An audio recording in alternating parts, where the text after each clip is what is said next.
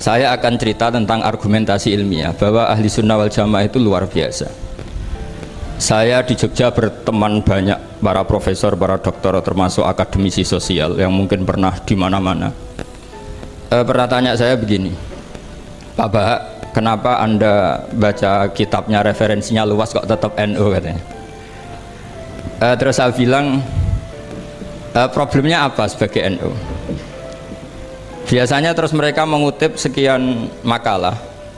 Kebetulan makalah itu provokatif dan siapapun yang baca makalah itu pasti menjadi NU, tak jamin ya.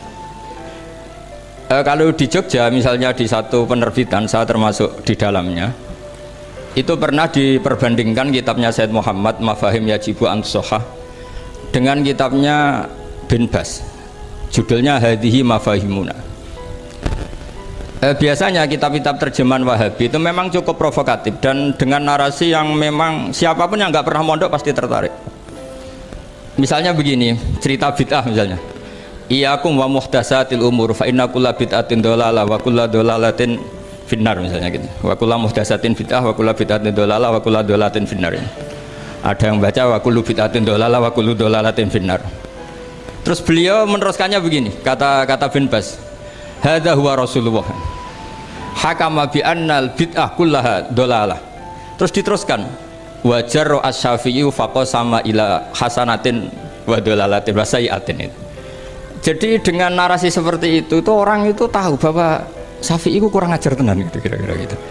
Jadi dia ini Rasulullah yang mengatakan semua bid'ah ini dhalalah, tapi Syafi'i lancang dengan membagi ada dhalalah, ada sayyi'ah, ada hasanah, ada sayyi'ah. Ini aneh katanya. Wong Rasulullah yang nabi saja bilang satu semuanya dhalalah, kok dia bilang dua gitu.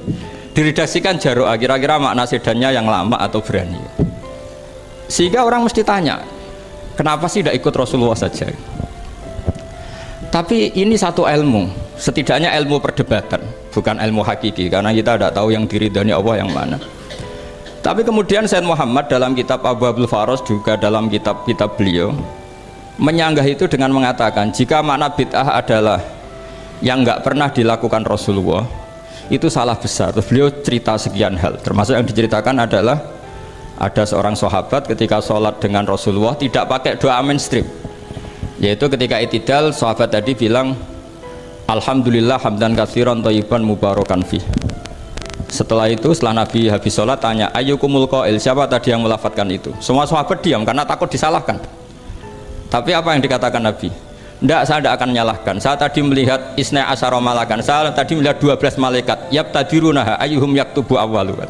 Semuanya itu bergegas siapa yang nulis awal. Terus kata sahabat tadi, ha anadha ya Rasulullah. Padahal ini satu kalimat yang bahkan Rasulullah tidak mengajarkan dan Rasulullah bahkan iskal kenapa ada kalimat itu. Tapi toh dibenarkan oleh Allah dan Rasul. Cerita Said Muhammad kedua adalah ada sahabat setiap ngimami itu main kulhu. Wah, ngimami apa saja main kulhu. Singkat cerita makmumnya itu gerutu, ini orang kok main kulhu terus ini. Setelah dilaporkan ke Rasulullah, ditanya sama Rasulullah, kenapa kamu main kulhu? Ini dilaporkan ke saya. Kata si musolli tadi, imam tadi, li annaha sifatur rahman, karena dalam surat itu semua sifatnya Allah, maka fa'ana uhibbuha, saya senang itu. Apa kata Rasulullah? Saya disuruh bilang Allah ke kamu bahwa Allah mencintai kamu karena kamu mencintai kulhu. Terus keterusan sampai sekarang itu orang-orang NU baca kulhu terus itu, karena sekali baca idza samsu kuwirat mesti keponting gitu. Tapi artinya itu dibenarkan Rasulullah min ghairi sabqi ta'limin minhu, tanpa ada pelajaran dari beliau. Runtuhlah teori bid'ah bahwa bid'ah adalah semua yang nggak pernah dilakukan Nabi, diajarkan Nabi. Nyatanya beberapa kali Nabi membenarkan sesuatu yang belum pernah diajarkan oleh beliau. Masalahnya adalah tidak semua orang baca kitabnya Said Muhammad atau baca tidak paham. Nah, sementara kitab Hadihi Mafahimuna itu diterbitkan secara masif oleh pemerintahan Arab Saudi dan ada terjemahnya lagi, sehingga yang nggak bisa Arabnya bisa terjemahnya. Dengan narasi tadi bahwa Imam Syafi'i dibenturkan Rasulullah itu kan mesti kalah. Redaksinya itu Jaro'a itu wani pakai hamzah. Kedua, saya ingin cerita dan saya tidak bosan-bosan cerita ini sampai mati, saya tidak akan bosan-bosan. Ada kemandirian al-hujjatul balighah dalam diri kita sebagai ahli sunnah. Begini misalnya, kalimat la ilaha illallah adalah kalimat yang orang kafir 80 tahun saja kalau melafadzkan itu menjadi soro mukminan. Lah ini kita tahlil yang sudah muslim hanya karena kalimat thayyibah justru menjadi kafir. Ini kan madzhab aneh. Yang kafir puluhan tahun iyan tahu yughfar lahum ma qad salaf bihadil kalimah. Ini kita karena tahlilan sampai nyekel patok menjadi kafir juga karena la ilaha illallah. Ini aneh.